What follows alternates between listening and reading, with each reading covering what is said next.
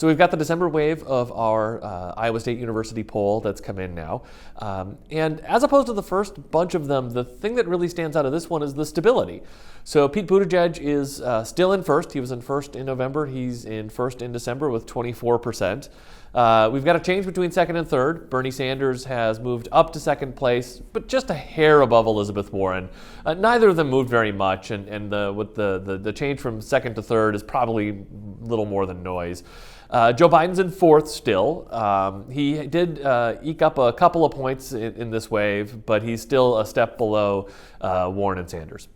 After that, there's a big drop, right? So we've got this top tier of these four candidates. In fifth place was Amy Klobuchar, but she was only at 4%, well below where she would need to be viable at the caucuses. And then we have essentially everybody else.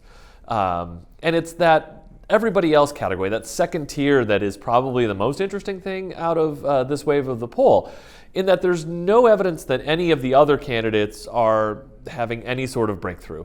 There's no evidence that any of them seemed particularly well primed to move up to that top tier if one of the other candidates falters.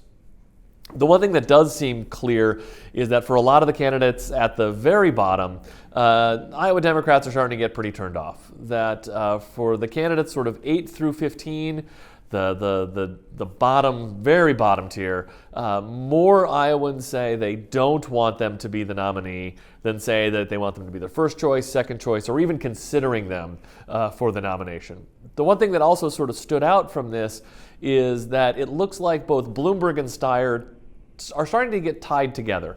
That we asked people who did they not want. It was an open-ended, and voters could respond any way they wanted. They could type in the answer as they wanted.